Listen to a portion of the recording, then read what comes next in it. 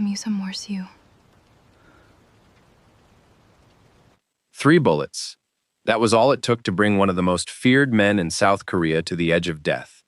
On a cold autumn night, behind an abandoned seafood warehouse near Busan's harbor, a young man lay motionless on the rain-soaked pavement. Blood pooled beneath him, slowly disappearing into the cracks in the concrete as the distant sound of waves echoed through the darkness.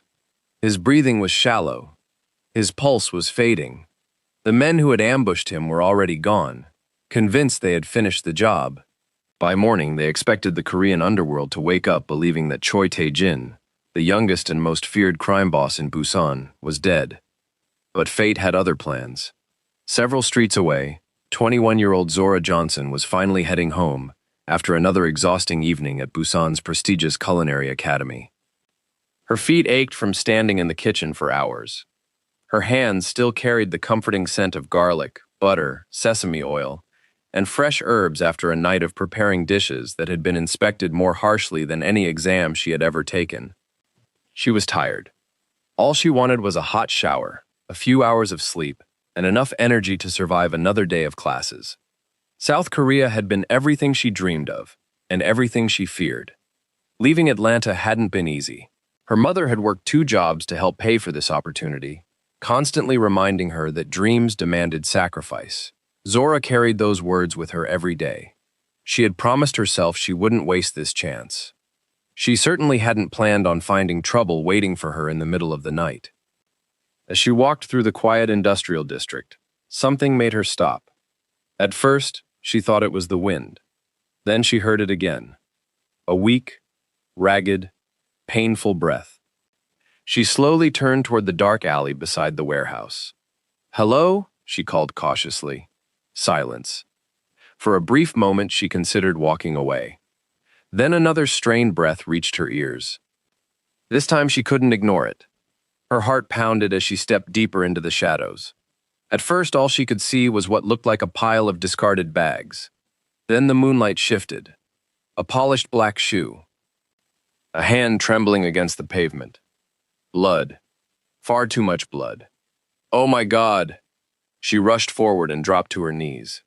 The stranger couldn't have been much older than 28. Even unconscious, there was something striking about him. His tailored suit, expensive watch, and polished shoes spoke of wealth. Yet 3 gunshot wounds had reduced him to a broken man fighting for every breath. 1 bullet had torn through his shoulder. Another had struck his side. A third had grazed his head, leaving blood matted through his dark hair. Zora swallowed hard. Every instinct told her to call the police. Every survival instinct screamed for her to leave before whoever had done this came back. But another voice spoke even louder. The voice that remembered freezing months earlier inside a crowded kitchen in Atlanta while an angry chef shouted at her in front of everyone. The voice that had haunted her ever since. Never freeze again. She closed her eyes for one steady breath, then whispered the words she always repeated whenever fear threatened to take control. Steady hands. When she opened her eyes, the fear was still there, but it no longer controlled her. She reached for the stranger's wrist. His pulse was weak, yet unmistakably alive. "Hey," she said softly, gently touching his shoulder. "Can you hear me?" No response. Only another fragile breath. She looked around the empty warehouse district. There was no one. No passing cars. No pedestrians. No help. If she waited for an ambulance, he probably wouldn't survive. She made her decision. It wasn't logical. It wasn't safe. But it felt right. Summoning every ounce of strength she had, Zora slipped one arm beneath his shoulders and another beneath his knees. The stranger groaned faintly as she lifted him. "Easy," she whispered. "I've got you." Step by painful step, she carried and dragged him toward her tiny car parked across the street. She had absolutely no idea who this man really was. She didn't know his name. She didn't know the enemies hunting him. She didn't know that powerful men across Busan were already searching for his body. She only knew one thing. If she drove away, he would die alone. So she opened the passenger door, carefully eased him inside, and climbed behind the wheel. As the engine started, the sleeping city stretched out before her. Behind her sat a dying stranger. Ahead of her waited a decision that would change both their lives forever. Neither of them knew it yet. But before this story was over, the young woman with the steady hands would heal far more than his wounds. Before we continue, if you love slow-burn romance stories with emotion, suspense, and unforgettable characters, don't forget to like this video, subscribe to the channel, and turn on notifications. It really helps the channel grow and allows us to bring you more stories like this. Now, let's get back to the story. The drive back to Zora's apartment felt much longer than it really was. Every red light felt like an enemy. Every sharp turn drew another painful groan from the unconscious man beside her. She kept glancing over every few seconds, terrified that the next time she looked, his chest would no longer be rising. "Stay with me," she whispered. "I don't even know your name, but you are not dying tonight." When she finally pulled into the parking lot of her small apartment building, a new problem stared her in the face. How was she supposed to get a man nearly twice her weight upstairs? There was no one she could ask. No friends awake. No neighbors she trusted enough to explain why a bleeding stranger was sitting in her passenger seat. Taking a deep breath, she wrapped one of his arms around her shoulders and slowly lifted him from the car. Every step was a struggle. More than once, she nearly lost her balance. By the time she reached her apartment, her arms burned, her back ached, and both of them were covered in blood. She didn't care. The moment the door closed behind them, she guided him onto her small bed and rushed to lock every window and every door. Only then did reality finally hit her. Her tiny apartment had become an emergency room. The neat little kitchen where she practiced recipes, the small dining table where she studied plating techniques, the cozy room that reminded her of home, now smelled of blood. For one terrifying moment, panic threatened to take over. "What am I doing?" she whispered. "I have no idea what I'm doing." She leaned against the kitchen counter, breathing hard. Then her eyes landed on the magnetic knife strip hanging above it. The chef's knives. The tools she trusted every single day. Her grandmother used to tell her that cooking wasn't just about recipes.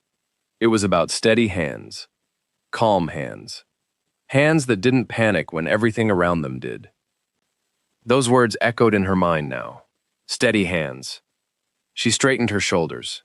If she was going to save him, fear would have to wait. She boiled water, sterilized every clean towel she owned, opened her small sewing kit, then carefully cut away the stranger's ruined jacket and shirt. The sight underneath stole her breath. The bullet wound in his shoulder was worse than she'd imagined. Another had torn into his side. Blood still seeped slowly through both injuries. She quickly grabbed her phone, searching everything she could find about controlling severe bleeding. Every answer seemed to begin with the same warning. "Seek professional medical help immediately." "I know," she muttered, "but I don't have time." Working carefully, she cleaned each wound as best she could. Her hands trembled at first. Then muscle memory slowly took over. Years of practicing delicate knife work. Years of carefully slicing vegetables into paper-thin strips. Years of learning precision. Those same steady hands now fought to save a human life. Minutes passed, then an hour. Little by little, the bleeding slowed. Finally, with shaking fingers, she used the sewing needle to close the deepest wound. It wasn't perfect, she knew that, but it held. Exhausted, she leaned back in her chair. For the first time all night, she allowed herself to breathe. Outside, dawn slowly painted the Busan skyline shades of gold and orange. Inside the apartment, silence returned. Zora sat beside the bed, watching the stranger's chest rise and fall. She was afraid to look away. Around 4 in the morning, she caught herself quietly talking to someone who couldn't hear her. "You don't get to die." She smiled weakly. "I've already failed enough this year. I'm not adding this to the list." Hours passed. Then, without warning, a hand shot out from beneath the blanket. Strong fingers wrapped tightly around her wrist. His eyes flew open. Despite the blood loss, despite the fever, they were sharp enough to send a chill down her spine. He stared directly at her. Every instinct inside him screamed that he was in danger. His voice was rough, barely above a whisper, yet every word carried quiet authority. Who? He struggled to breathe. Sent you? Zora blinked in surprise. What? Who sent you? She gently tried to free her wrist. No one. I found you behind the warehouse. You were bleeding to death. His eyes never left hers, as though he were searching for a lie. Finding none? His grip slowly loosened. You. His breathing became uneven again. Should have left me. She shook her head. No. I don't leave people behind. For the first time that night, something changed in his expression. Not trust. Not yet. But confusion, as though no one had spoken to him that way in a very long time. The pain finally overwhelmed him. His eyes closed. His hand slipped from hers. Within seconds, he was unconscious once more. Zora rubbed her sore wrist and let out a nervous laugh. You're welcome. She had no idea who he really was, and she certainly didn't know that before another night had passed, a single knock on her apartment door would reveal just how dangerous the man sleeping in her bed truly was.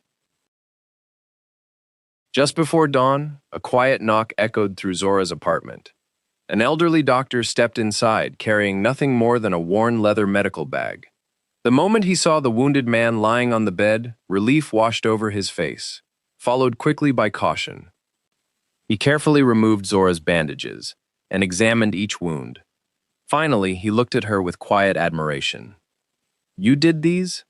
Zora nodded nervously. I didn't have much choice. A faint smile crossed his face. For someone without medical training, you have remarkably steady hands. Relief flooded through her. So, he'll live? He will. The doctor expertly cleaned and restitched the wounds before packing away his instruments. As he reached the door, he paused. When he's strong enough to leave, he looked directly at her. Forget his face. Before Zora could ask what he meant, the doctor quietly disappeared into the hallway. Over the next several days, life settled into an unexpected routine. Every morning, Zora attended classes at the Culinary Academy. Every afternoon, she hurried home to change bandages, prepare soup, and make sure Tae-jin's fever continued to fall. Slowly, he grew stronger. He spoke little, revealing only his first name, Tae-jin. Nothing more. Yet even while recovering, authority clung to him like a second skin. Bring me my phone. Lock the door. Don't answer if someone knocks. At first, Zora followed his instructions. Then one afternoon, she folded her arms and smiled. You know, you're a patient. I'm the one giving orders around here. For the first time, he almost smiled. A few days later, two enormous men arrived outside her apartment. Both wore dark suits. Both carried themselves like soldiers. We're here for Mr. Choi, one of them said politely. Zora stepped into the doorway. He's not leaving. The men exchanged surprised glances. He isn't well enough. You can come back when his doctor says he can travel. For several silent seconds, neither side moved. Then, unexpectedly, the two men bowed respectfully and walked away. Watching from inside the apartment, Tae-jin couldn't remember the last time someone had stood between him and danger without expecting anything in return. That evening, as Zora changed the bandages around his ribs, he finally broke the silence. You're not afraid of me? She looked up. Should I be? You don't know who I am. She smiled gently. I know enough. He frowned. What does that mean? It means I've heard you talking in your sleep. You keep apologizing to someone named Yoonbi. She tied off the fresh bandage. Scary men don't usually cry when no one's watching. For a long moment, Tae-jin said nothing. The walls he had spent years building around himself didn't fall overnight. But for the first time, a small crack appeared. Outside, powerful men searched every corner of Busan for their missing boss. Inside a tiny apartment filled with the smell of homemade soup and warm tea, the most feared crime boss in the city was slowly discovering something far more dangerous than his enemies. He was beginning to trust the woman who had saved his life, and neither of them realized. Their greatest test was still to come. Days slowly turned into weeks. For the first time in years, Choi Tae-jin wasn't waking to the sound of ringing phones, urgent meetings, or bodyguards waiting outside his bedroom door. Instead, he woke to the aroma of fresh soup simmering on a tiny stove, to the quiet sound of knives rhythmically tapping against a wooden cutting board, to the soft voice of a young woman humming old gospel songs while preparing breakfast before class. It was a life he had never known, and before he realized it, it became a life he didn't want to leave. Every morning, Zora rushed off to the academy, reminding him not to overwork himself. Every evening, she returned carrying groceries, textbooks, and endless stories about demanding chefs who believed perfection was the only acceptable standard. Tae-jin rarely spoke. He simply listened. For a man whose days had always been filled with threats and negotiations, her ordinary life felt strangely extraordinary. One afternoon, Zora returned home to find him standing in front of the washing machine with a look of complete confusion. She couldn't help laughing. "Don't tell me. The great Tae-jin has been defeated by a washing machine." He cleared his throat. "It has too many buttons." She shook her head, trying not to smile. "Move over." 5 minutes later, he knew exactly how to use it. He never admitted he needed the lesson. She never teased him about it again. A few days later, he decided he would repay her. "If you can teach me laundry." He folded his arms confidently. "I can learn to cook." Zora raised an eyebrow. "Are you sure? I've survived worse." An hour later, the smoke alarm disagreed. She burst into laughter as a badly burned pancake clung stubbornly to the ceiling before dropping squarely onto his shoulder. At that exact moment, another knock sounded at the door. Standing outside was June. He had protected Tae-jin for more than a decade and had seen the young boss walk calmly through situations that terrified hardened criminals.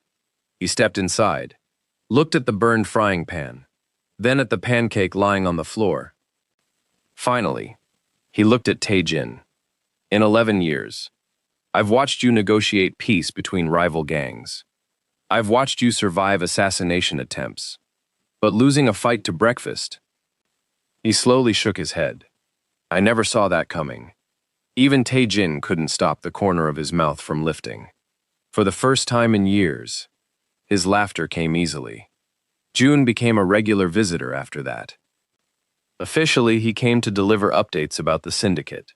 Unofficially, he came because Zora always insisted he stay for dinner. "You know," he joked one evening, finishing another bowl of soup, "I should have gotten shot years ago if this is how patients get fed." "Don't tempt me," Zora replied with a grin. The apartment slowly became something none of them expected. A home. Late one night, long after June had left, Zora and Tae-jin sat together on the tiny balcony, overlooking the quiet streets below. Neither of them could sleep. For a while, they simply watched the city lights. Then Tae-jin finally spoke. "My father built everything I inherited." His voice was quieter than she'd ever heard it. "When he died, everyone expected me to become him." He stared into the darkness. "Some nights, I wonder if I already have." Zora remained silent, letting him continue. "I don't remember the last time someone cared whether I ate or slept or lived." She looked at him. "I do." Their eyes met. For a long moment, neither of them looked away. Finally, she smiled. "I came to Korea because I wanted to become a better chef." She laughed softly. "I didn't expect my biggest challenge to be keeping one stubborn patient alive." For the first time, Tae-jin laughed without hesitation. It was genuine, warm, the kind of laugh that reminded him of the man he might have become if life had been kinder. Neither of them said the words that had quietly settled between them. They didn't need to. Sometimes, love begins long before anyone is brave enough to give it a name. But while peace slowly filled the tiny apartment, danger was quietly closing in. Across Busan, Choi Min-ho finally received the information he had been waiting for. A foreign culinary student, a small apartment, an injured man who had vanished without a trace. Min-ho smiled. So, he slowly set down his glass. My nephew is still alive. His smile disappeared. Find the girl. And this time, leave nothing unfinished. The peaceful days were over. The next morning, nothing looked different. The streets of Busan were as busy as ever. Students hurried toward the academy. Restaurants prepared for another lunch rush. Tourists filled the markets, unaware that beneath the city's ordinary rhythm, a dangerous hunt had already begun. For Zora, life continued as usual. She attended classes, practiced new recipes, laughed with classmates, then hurried home every evening to the tiny apartment that had quietly become her favorite place in Korea. She had no idea she was being watched. Across the street, inside a parked sedan, one of Minho's men lowered a pair of binoculars. She's here, he said into his phone. Every day. Same routine. Minutes later, the information reached Choi Min-ho. He studied the photograph lying on his desk. A young black woman, smiling as she carried groceries home. So, he murmured, this is the girl. He looked toward the men standing beside him. Don't touch her. Not yet. If Tae-jin is alive, she'll lead us straight to him. Back at the apartment, Tae-jin sensed something long before anyone else did. Years of surviving betrayal had sharpened instincts that never truly rested. He noticed unfamiliar cars parked near the building. The same faces appearing twice in one afternoon. A man pretending to read a newspaper while watching the entrance. He knew exactly what it meant. They had found him. That night, he finally told Zora the truth. Not pieces of it. All of it. My name is Choi Tae-jin. I'm not a businessman. I'm the head of the Choi Syndicate. Silence filled the apartment. I was supposed to die that night. My uncle ordered the attack. He wants everything my father left behind. And now, he lowered his eyes. You're in danger because of me. For several seconds, Zora couldn't speak. Every strange phone call, every mysterious visitor, every warning from the doctor, suddenly made sense. You should leave, Tae-jin said quietly. Go back to Atlanta. Forget you ever met me. She nodded once. Not because she agreed, because she needed time to think. Late that night, while Tae-jin slept, she pulled her suitcase from beneath the bed. One by one, she folded her clothes, her chef's jackets, her notebooks. Finally, she picked up the framed photograph of her mother and younger brother. Tears filled her eyes. She had come to Korea to build a future. Instead, she had become part of a war she never asked for. She zipped the suitcase halfway, then stopped. Her eyes drifted toward the kitchen table. Her grandmother's old recipe notebook still lay open where she and Tae-jin had talked only nights before. She remembered the burned pancakes, the washing machine, the soup he had secretly learned to make for her. The lonely man who apologized in his sleep. Slowly, she closed the suitcase again. The next morning, Tae-jin found it pushed neatly back beneath the bed. He looked at her. You stayed. She folded her arms. I didn't drag your bleeding body out of an alley. Just to let your uncle finish the job. A smile threatened to appear on Tae-jin's face. Instead, he simply nodded. Then we make a plan. Neither of them noticed the black sedan parked outside. Inside, a man lifted his phone. I've confirmed it. The boss is inside. Across the city. Min-ho stood and adjusted his jacket. For the first time since the failed assassination, he smiled. It's time. And with those two simple words, the quiet life Zora and Tae-jin had built together came to an end. The attack came 3 days later. Zora had just finished an evening practical at the academy. The campus was unusually quiet as she walked toward the bus stop, her chef's bag hanging from one shoulder, and her recipe notebook tucked beneath her arm. She never saw the van until it stopped beside her. The sliding door flew open. A pair of strong hands pulled her inside. She fought. She kicked. She screamed. But within seconds, the streets were silent again. By the time anyone realized she was missing, the van had disappeared into Busan's maze of industrial roads. Hours passed. The room they kept her in was nothing more than an empty shipping container near the harbor. Cold steel walls. One flickering light. Her hands tied behind the chair. Fear settled over her like a heavy blanket. But panic never came. Instead, she remembered the promise she had made to herself after failing that internship back in Atlanta. Never freeze again. She counted every footstep outside, every voice, every passing ship. If she couldn't escape, she could at least survive.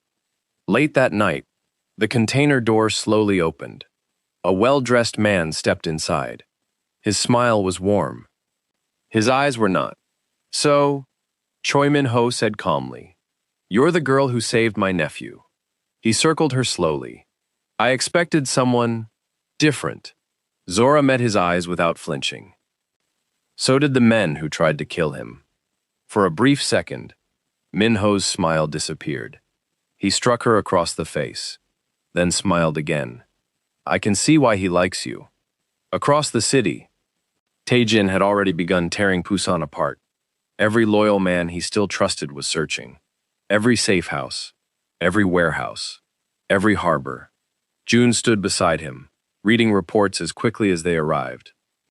Finally, one phone call changed everything. "We found her." Without another word, Tae-jin was already moving. The rescue exploded into chaos. Gunfire echoed across the harbor. Men scattered between rows of shipping containers. June was hit covering Tae-jin's advance, collapsing behind a stack of cargo. Ignoring the bullets flying around her, Zora dropped beside him. "Stay with me." She pressed both hands against the wound. "You're going to be fine." Jujin forced a weak smile. "You sound just like you did with the boss." Moments later, Tae-jin reached them. Relief flooded his face the instant he saw Zora alive, but it lasted only seconds. As they escaped the harbor, the wound in his shoulder tore open again. He staggered, then collapsed. For one terrifying moment, everything became frighteningly familiar. Zora caught him before he hit the ground. "No!" She pressed desperately against the wound. "Don't do this again. You promised." His eyes slowly closed. "I'll be fine," he whispered weakly. "You'd better be." Her voice broke. "Because I'm not stitching you together a third time." Tae-jin survived. Days later, with the truth about Min-ho's betrayal exposed before the syndicate's elders, the empire finally turned against the man who had nearly destroyed it. When the confrontation came, Tae-jin made a choice no one expected. He lowered his gun. "I'm ending this. But not by becoming you." Min-ho lost everything that day. His power, his allies, his place within the syndicate. For the first time in years, the cycle of revenge finally ended. A few evenings later, Tae-jin found Zora standing on the apartment balcony where they had spent so many quiet nights together. "I love you." There were no grand speeches, no dramatic music. Just 4 honest words. "I should have said them sooner." Zora smiled through tears. "I already knew." She stepped closer. "I was just waiting for you to figure it out." They laughed. Then, for the first time, they kissed. A few months later, her semester ended. She returned home to Atlanta. Tae-jin stayed behind to rebuild what was left of his organization. An ocean separated them, but not a single day passed without a phone call, or a message, or the quiet hope that somehow they would find their way back to one another. They did. On an ordinary Tuesday afternoon, Zora walked out of the restaurant where she worked and found Tae-jin standing outside with a small suitcase. "I built an empire because I thought I had to," he said softly. "But I'd rather build a life with you." She didn't answer with words.